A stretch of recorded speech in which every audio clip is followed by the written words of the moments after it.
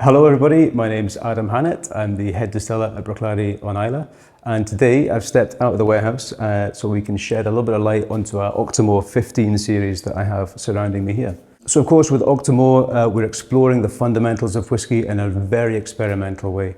With Octomore we have what we call the impossible equation. A whiskey that is so peaty, that is so young, that is so strong, it shouldn't work, but it does, and you're going to experience that today. With our 15.1, what we have is a whiskey that gives us a control in our experiment as we push the boundaries and we look at the influence of cask with the 0.2, we look at the influence of barley and terroir with the 0.3, and of course with the 10-year-old expression here, our fourth whiskey, we're able to explore the influence of time. So now, let's taste some whiskies.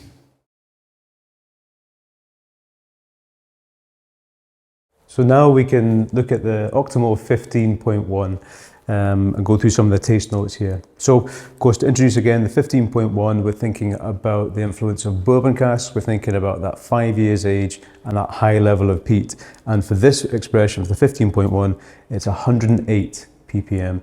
The cask strength here again is 59.1% alcohol.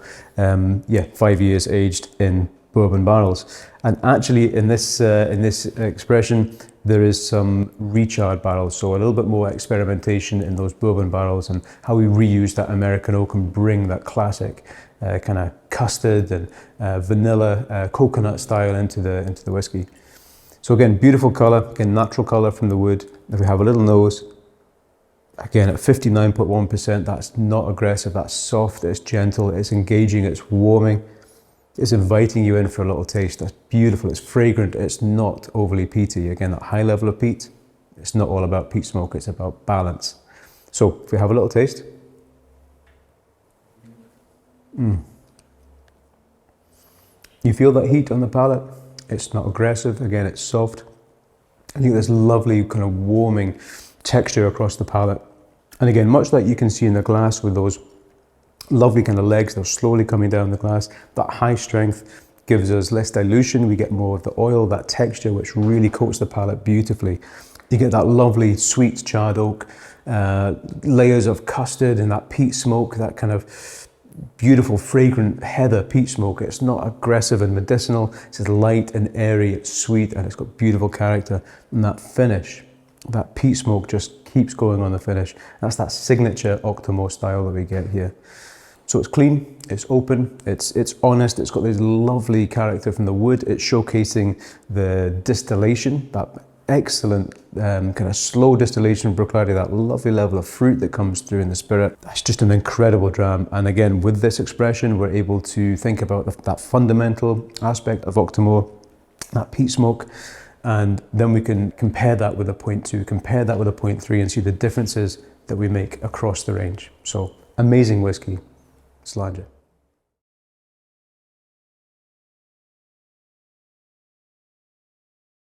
So now we're going to taste our Octomore 15.2. Of course, like all the 0.2 expressions that have come before, this is where we can focus on the cask maturation, focus on the influence of the wood. And this particular expression, the 15.2, is really quite unusual in comparison to some of the previous 0.2s because we're using cognac casks as the kind of point cask in here, which we'll talk a little bit about how that shapes the spirit. So this is quite interesting because the spirit for the 0.2 and the 0.1 are identical. It's the actual cask maturation is where we find the point of difference. Whereas with the 0.1, we've aged in first fill bourbon barrels. With the 0.2 here, we started off in second fill, in refill bourbon barrels. And then a couple of years into the journey, we've recast into cognac casks, some amazing quality French oak cognac casks. So again, the influence of the French oak compared to the 0.1 with the American oak is huge. To give you some of the details here, as I mentioned, 108.2 ppm. This is 57.9% ABV as well, so slightly lower than the 0.1, and of course 5 years aged. So let's have a little look and see what we can find in this whiskey. The colour here, compared to some previous 0.2s, you might think this is a little bit light, even in comparison to the 0.1. It may seem a little light. The cask history, of course, we started off life in second fill bourbon barrels and some second fill wine casks. We then recast into the cognac, into that French oak.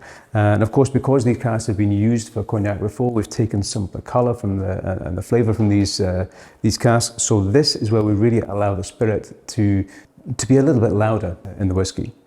If we think about the colour, so we look at that, again, that's telling us, again, it's the influence of the cask is not dominating, it's not overpowering, really allowing the spirit to come through. And if I have a little nose, that's where there's a little contradiction, because the influence of that French oak really, really comes through on the nose.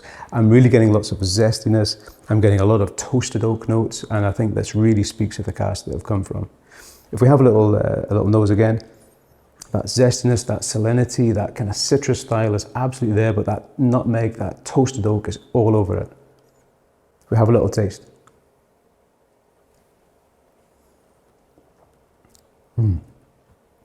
It's soft, it's round. Again, that texture is absolutely beautiful. That high strength really allows that viscosity, that flavour, that texture on the palate to come through. The influence here again is of that toasted oak. So we're getting the nutmeg, we're getting the wood spice, we're getting that, that lovely kind of toasted oak, that resinous oak coming through. It's an absolutely incredible expression, because I'm not even really talking about the peat smoke here. That's kind of secondary, and now it's starting to come through on the palate. So again, what we're doing here is allowing the balance in the spirit, allowing all of these different elements to be showcased. And for me, the quality of that French oak, the way that's allowing the balance of the spirit to come through, is absolutely incredible for this Octomore. Absolutely delicious. And so now we come to our Octomore 15.3, which is a very, very special whiskey for many reasons.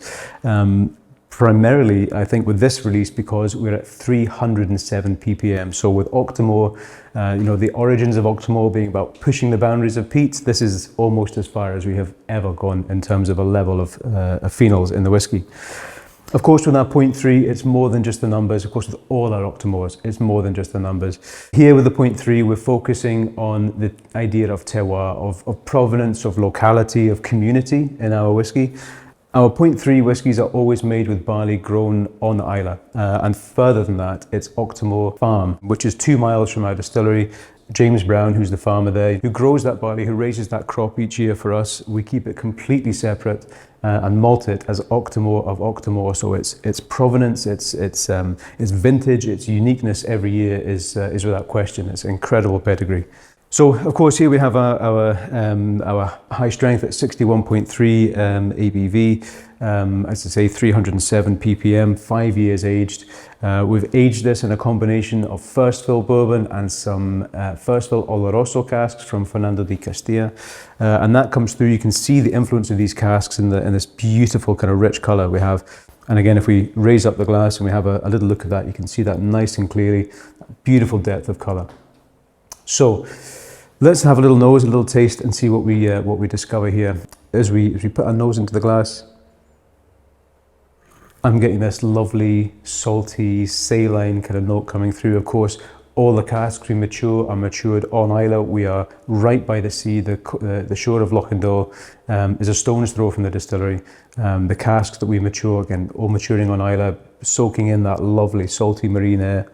The barley grown in that soil on Islay, again, so close to the sea, that saltiness is coming through. And it's fruit, it's lovely ripe fruit, and you get this lovely succulence, this apricot, this peach note coming through, this kind of typical kind of style we get in our spirit. It is not held back or overpowered by that high level of peat smoke. Like all our Octomores, it's about balance. It's about understanding each of those subtleties, these nuances, and being able to appreciate them in the glass. So let's have a little taste.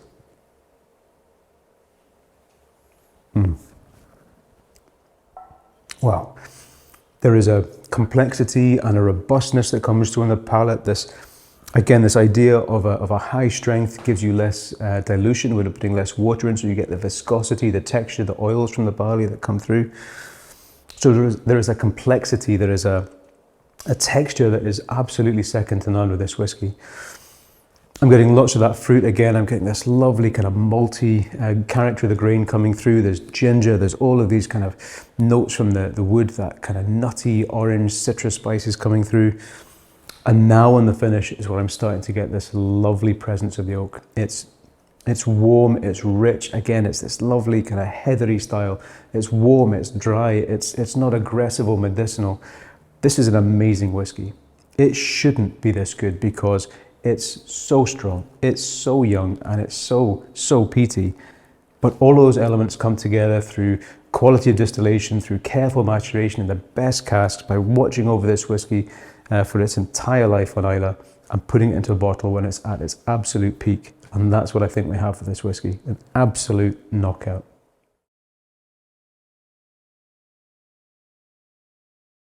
Let me introduce you now to our Octomore 10 years old as part of our Octomore 15 series. Of course, with the 10-year-old, we're exploring the influence of age, the influence of time on our whiskey. What will that bring? We'll find that when we taste this, the viscosity will be slightly different, the balance of peat will be slightly different. So a really interesting angle to see how it shapes the whiskey. Let me give you some details here. Of course, our Octomore 10-year-old is 107 ppm. The ABV is 52.2, so in comparison to the other whiskies in the Octomore 15 series, of course you can see the strength is naturally lower, and we'll see how that affects the flavour and the palate and the texture and the feeling. So to give you a few more details here on the cask types, we have a variety of casks here. Again, each edition of 10-year-old, we are not trying to replicate the same style each time. Each one is a unique vintage, it's a unique kind of take, of course, a unique ppm. The cask type here, we have a predominant base of bourbon barrels, some Pinot de Charente casks in there as well, which again, the French oak starts to give us a real point of difference, how we bring some fruit into there from the wine. And it's a really interesting whiskey and quite unique. We've never used those casks before. So having a look at the colour, again, you can see their influence, you can see that lovely depth of colour. And again, if I give that some movement in the glass, that lovely viscosity, that lovely texture, the way those legs behave, you can see this is more succulent. You know, we'll taste that, we'll experience that on the palate. If we have a little nose, I'm getting dried fruits, I'm getting this lovely kind of butterscotch, molasses, I'm getting spicy notes, I'm getting that lovely influence from the oak. And again, even the American oak behind that vanilla, that caramel that comes through is absolutely incredible. Really makes you want to have a drink, doesn't it? So let's do exactly that.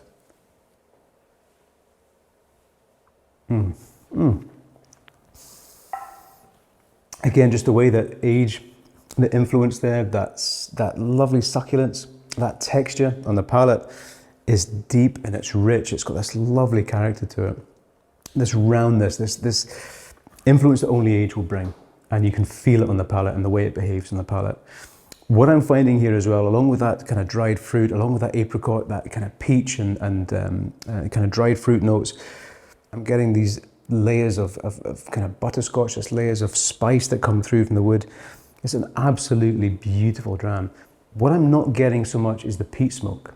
And it's interesting how the influence of age allows the flavours of the cask to come forward and the layers of peat smoke just to sit a little bit further back. And it's only now on the finish when I'm starting to get that typical Octomore dry, earthy peat smoke.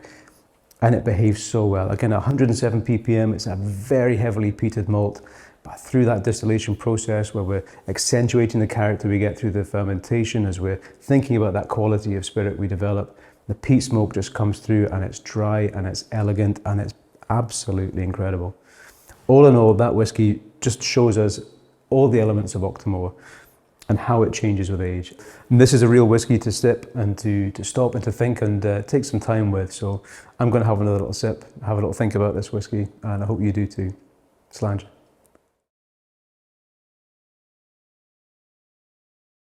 So we've tasted through some pretty amazing whiskies there with the Octomore 15 series. And really to kind of sum up that feeling of what we do with Octomore, I'd like to just take a moment to think about, you know, what makes Octomore unique, what makes Bruichladdich Distillery unique, you know, that distillery approach.